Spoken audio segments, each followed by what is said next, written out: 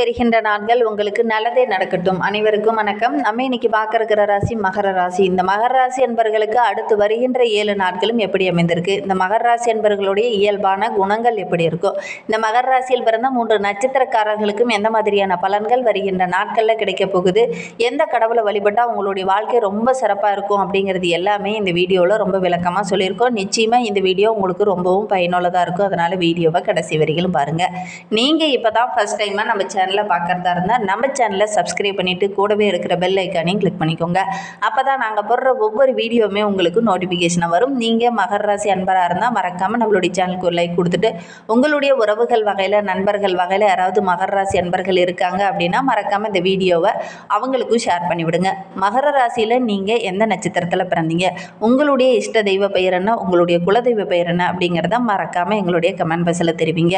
உங்களுக்கு ஜோதிட ரீதியாக ஏதாவது சந்தேகம் இருக்குது, ஜோதிடர்கிட்ட ஏதாவது ஆலோசனை வேணும் அப்படின்னா டிஸ்கிரிப்ஷனில் ஜோதிடரோட வாட்ஸ்அப் நம்பர் கொடுக்கப்பட்டிருக்கு. அந்த நம்பருக்கு கால் பண்ணி முன்பதிவு செய்துக்கோங்க. உங்களுடைய சந்தேகங்களுக்கு நல்ல ஒரு தீர்வு கிடைக்கும். இந்த மகர ராசி அன்பர்களுடைய பலவீனம் அப்படின்னு எடுத்துக்கிட்டால் ரொம்ப பொறுமையாக ரொம்ப நிதானமாக இருப்பாங்க. ஏன்னா நில ராசி, நீதி நேர்மையை தவறாமல் கடைபிடிக்கக்கூடியவங்க. ஏன்னா சனி பகவானுடைய ஆதிக்கத்தில் பிறந்தவங்க. அதனால் எல்லா இடத்துலையும் ரொம்ப பொறுமையாகவும் நிதானமாகவும் இருக்கக்கூடியவங்க இந்த மகர ராசி அன்பர்கள் அப்படின்னே சொல்லலாம். ஆன்மீகத்தில் இவங்களுக்கு ஈடுபாடு அதிகம். பொதுவாகவே இந்த மகர ராசி பெண்கள் ரொம்ப சிறப்பாக விளங்கக்கூடியவங்க, தன்னுடைய வேலையை கரெக்டாக செய்யக்கூடியவங்க. ஆனால் பொறுமையாக தான் செய்வாங்க, வேலையை கரெக்டாக பர்ஃபெக்டாக செய்யக்கூடியவங்க இந்த மகர ராசி அன்பர்கள் அப்படின்னே சொல்லலாம். ரொம்ப அழகாகவும் ரொம்ப சிறப்பாகவும் ரொம்ப கம்பீரத்தோடும் ஒவ்வொரு விஷயத்தையும் செய்யக்கூடியவங்க. எத்தனை பிரச்சனை வந்தாலும் அதை பார்த்து தோய்ந்து உட்கார மாட்டாங்க, வீறு கொண்டு எழக்கூடியவங்க.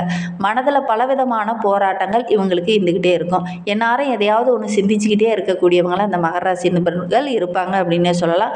மனதில் நிறைய கஷ்டங்கள், நிறைய பிரச்சனைகளை இவங்க வச்சுக்கிட்டே இருப்பாங்க அப்படின்னு கூட சொல்லலாம். நிறைய போராட்டங்கள், நிறைய இடர்பாடுகளை இவங்களுடைய வாழ்க்கையில் அதிகமாக சந்திக்கக்கூடிய ராசியில் இந்த மகர ராசியும் ஒன்று அப்படின்னே சொல்லலாம்.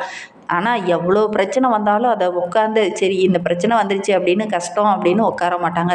சரி அடுத்து நம்ம என்ன செய்யலாம் அப்படின்னு யோசிக்கக்கூடியவங்க. தன்னம்பிக்கை இவங்களுக்கு அதிகம்.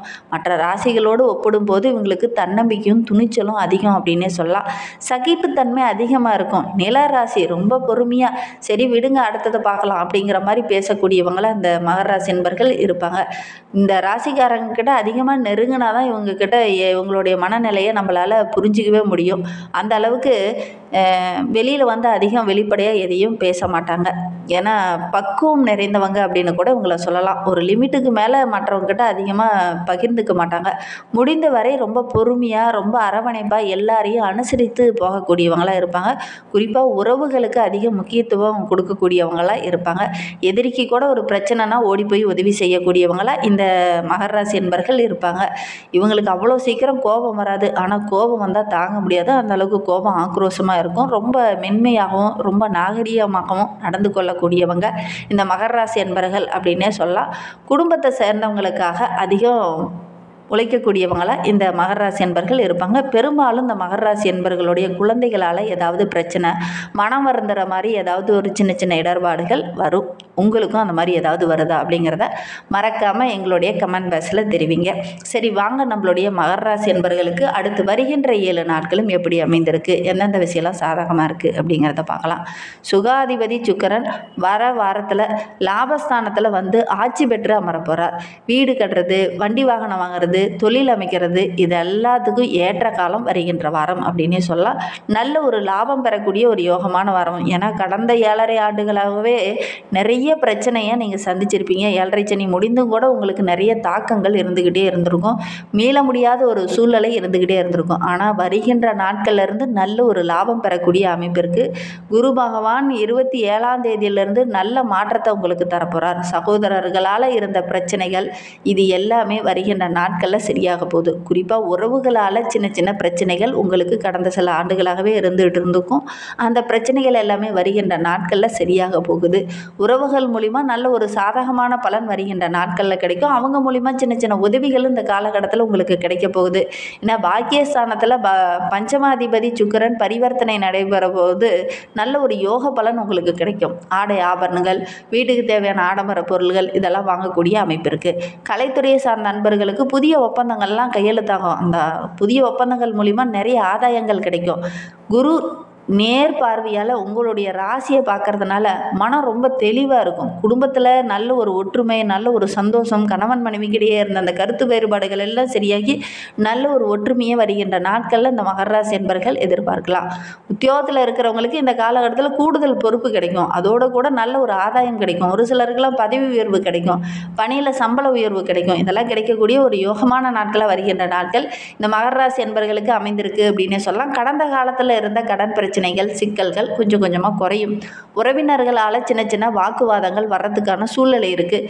இந்த காலகட்டத்தில் வாக்குவாதம் வேண்டாம், கொஞ்சம் பொறுமையாக இருக்கிறது நல்லது. சுபகாரியத்தில் சின்ன சின்ன தடைகள், பிரச்சனைகள் இதெல்லாம் வரும். ரொம்ப நாளாக நான் வரன் தேடிட்டே இருக்கேன், ஆனால் அதற்கான வரன் நல்லா அமைய மாட்டேங்குது அப்படின்னு கவலைப்பட்டு இருந்தவங்களுக்கு கொஞ்சம் காலதாமதமாகும். ஆனாலும் இந்த மாத இறுதிக்குள்ளேயாவது உங்களுக்கு நடக்கக்கூடிய யோகம் இருக்குது. சின்ன சின்ன ஏமாற்றங்களை தந்துட்டு அதுக்கப்புறம் தான் உங்களுக்கு யோக பலனை தருவாங்க. அவசரம் காட்ட வேண்டாம், ரொம்ப பொறுமையாக இருங்க.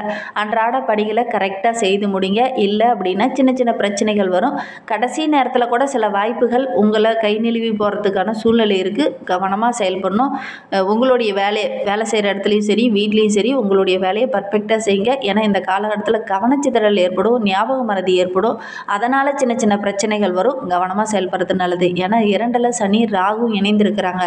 பேச்சில் கவனமாக இருக்கணும். பேசும்போது வார்த்தையில் நிதானம் இருக்கணும். தடிமனான வார்த்தைகளை உங்களையே அறியாமல் நீங்கள் பேசிடுவீங்க. நீங்கள் ரொம்ப பொறுமைசாலிங்க தான், ரொம்ப நல்லவங்க தான். ஆனால் இந்த காலகட்டத்தில் உங்களையே அறியாமல் சில இடத்துல தவறுதலாக தடிமனான வார்த்தைகளை பயன்படுத்திடுவீங்க. அது மற்றவங்களுடைய மனதை ரொம்ப பாதிக்கும். கவனமாக செயல்படுறது நல்லது. வயதானவர்களுக்கு உங்களால் முடிந்த உதவிகளை இந்த காலகட்டத்தில் செய்யுங்க. இந்த மகர ராசி என்பர்கள் கால பைரவரை வழிபடுங்க. உங்களுக்கு யாரெல்லாம் எதிராக செயல்படுறாங்களோ அவங்களாம் உங்ககிட்ட நட்பு பாராட்டுவாங்க. கால பைரவரை வழிபடுங்க. ஏன்னா பகைவர்களால் ஏற்படக்கூடிய இடர்பாடுகளை நீக்கக்கூடியவர் கால பைரவர். அதனால் கால பைரவரை வழிபடுங்க. எதிரிகளுடைய தொல்லை கொஞ்சம் குறையும். அதோடு கூட உங்களுடைய குலதெய்வத்தையும் வழிபடுங்க. நல்ல மாற்றத்தை வருகின்ற நாட்களில் இந்த மகர ராசி என்பர்கள் சந்திக்கலாம் அப்படின்னே சொல்லலாம். மகர ராசியில் உத்திராடம் 2, 3, 4 பாதங்களில் பிறந்தவங்களுக்கு வருகின்ற 7 நாட்களும் ஆத்மகாரகன் சூரியன் ஜீவஸ்தானத்தில் சஞ்சரிக்கிறதுனால உங்களுக்கு இதனால் வரையிலும் எதெல்லாம் கஷ்டமோ பிரச்சனையோ சங்கடமாக இருந்ததோ அந்த பிரச்சனை எல்லாமே வருகின்ற நாட்களில் சரியாகி இந்த சோதனையெல்லாம் தாண்டி வெற்றி பெறக்கூடிய அமைப்பு இருக்குது அப்படின்னே சொல்லலாம். வருகின்ற நாட்கள் நல்ல ஒரு சாதனை படைக்கக்கூடிய நாட்களாக அமைந்திருக்கு. உங்களுடைய செல்வாக்கு படிப்படியாக உயரப்போகுது. தொழிலில் வியாபாரத்தில் நல்ல லாபம் கிடைக்க போகுது. அரசியல்வாதிகளுக்கு செல்வாக்கு படிப்படியாக உயரப்போகுது. நீண்ட நாட்களாக நீங்கள் முயற்சி செய்த விஷயம்லாம் இந்த காலகட்டத்தில் உங்களுடைய கைக்கு கிடைக்க போகுது அப்படின்னு சொல்லலாம். ஒரு சிலர்லாம் ரொம்ப நாளாக இடமாற்றம் வேணும், பதவி உயர்வு வேணும் அப்படின்னு கவலைப்பட்டுட்டு இருந்திருப்பீங்க. இந்த காலகட்டத்தில் அதெல்லாம் கிடைக்கும். ஒரு சிலர் ரொம்ப நாளாக புதிய தொழில் தொடங்கணும் அப்படிங்கிற மாதிரி முயற்சி பண்ணிட்டு இருந்திருப்பீங்க. ஆனால் அதெல்லாம் சின்ன சின்ன தடைகள் இருந்திருக்கும். இந்த காலகட்டத்தில் அதற்கான முயற்சியில் இறங்குங்க. அதற்கான வாய்ப்புகளும் உங்களை தேடி வரும். வேலை தேடிட்டு இருந்தவங்களுக்குலாம் நல்ல ஒரு தகுதியான வேலை கிடைக்கக்கூடிய யோகம் இருக்குது. உங்களுடைய லாபாதிபதி செவ்வாய் அக்டோபர் 27 முதல் லாபஸ்தானத்தில் ஆட்சி பெற்று அமர இருக்கிறார். அதனால் வருமானம் சிறப்பாக இருக்குது. தொழிலில் இருந்த தடைகள், பிரச்சனைகள் இது எல்லாமே சரியாகும் போது ஒரு சிலருக்கு புதிய சொத்து வாங்கக்கூடிய அமைப்பு இருக்குது. பெரியவங்களுடைய ஆதரவும் உங்களுடைய குலதெய்வத்தோட ஆதரவும் இருக்கிறனால இந்த காலகட்டம் ரொம்ப சிறப்பாக இருக்குது அப்படின்னே சொல்லலாம். திருவோண நட்சத்திரத்தில் பிறந்தவங்களுக்கு வருகின்ற 7 நாட்களும் நல்ல ஒரு மகிழ்ச்சி நிறைந்த நாட்களாக இருக்குது அப்படின்னே சொல்லலாம். ஏன்னா நாணக்காரகன் குரு சப்தமஸ்தானத்தில் சஞ்சரித்து ராசியை பார்க்குறார். இதுவரை எதெல்லாம் உங்களுக்கு நெருக்கடியாகவும் பிரச்சனையாகவும் போராட்டமாகவும் இருந்ததோ அந்த பிரச்சனைகள் எல்லாமே ஒரு முடிவுக்கு வரக்கூடிய நாட்களாக வருகின்ற நாட்கள் அமைந்திருக்கு. எடுக்கிற முயற்சி எல்லாமே உங்களுக்கு வெற்றியாக அமையும். தடைப்பட்ட வேலையெல்லாம் இந்த காலகட்டத்தில் டக்கு டக்குன்னு நடக்கும். வருமானம் சிறப்பாக இருக்குது. உங்களுடைய தன்னம்பிக்கையும் தைரியமும் இந்த காலகட்டத்தில் அதிகமாகவே இருக்குது. சகோதரர்கள் மூலிமா ஏதாவது ஒரு உதவி கிடைக்கும். ஏன்னா கடந்த சில நாட்களில் சகோதரர்களால் சின்ன சின்ன இடர்பாடுகள் பிரச்சனைகள் இருந்திருக்கும். அதெல்லாம் ஒரு முடிவுக்கு இந்த காலகட்டத்தில் அவங்களே உங்களுக்கு உதவி செய்வாங்க. அவிட்டம் 1, 2 பாதங்களில் பிறந்தவங்களுக்கு அடுத்து வருகின்ற 7 நாட்களும் நல்ல ஒரு மகிழ்ச்சி நிறைந்த நாட்களாக அமைந்திருக்கு அப்படின்னே சொல்லலாம். லாபஸ்தானத்தில் சஞ்சரிக்கக்கூடிய நல்ல ஒரு வருமானத்தை தருவார். அதிர்ஷ்டகாரகன் சுக்கிரன் நவம்பர் 3 வரை பாக்கியஸ்தானத்தில் சஞ்சரிப்பது நல்ல ஒரு யோக பலனை தரும். வருமானம் சிறப்பாக இருக்குது. ஒரு சிலருக்கு இந்த காலகட்டத்தில் தேடி ஒரு சிலருக்கு உதவி செய்வாங்க. ஏன்னா உங்களுடைய நிலை கிரக அமைப்புகள் ரொம்ப சாதகமாக இருக்குது. சில சலுகைகளும் இந்த காலகட்டத்தில் உங்களுக்கு கிடைக்கும். அரசாங்கம் மூலிமா எதெல்லாம் தடைப்பட்டு நினைச்சோ அதெல்லாம் இந்த காலகட்டத்தில் கிடைக்கும். திருமண வயதில் இருக்கிறவங்களுக்கு நல்ல ஒரு வரன் அமையக்கூடிய யோகம் இருக்குது. குடும்பத்துக்குள்ளே நல்ல ஒரு ஒற்றுமை இருக்கும். இன்னுமே உங்களுடைய வாழ்க்கை ரொம்ப சிறப்பாக ரொம்ப மகிழ்வாக வருகின்ற வருகின்ற நாட்கள்லாம் உங்களுக்கு ரொம்ப சிறப்பாக இருக்கணும் அப்படின்னா திருச்செந்தூர் முருகனை வழிபட்டுட்டு வாங்க. ஒரு முறை முடிந்தால் திருச்செந்தூர் சென்று வழிபட்டுட்டு வாங்க.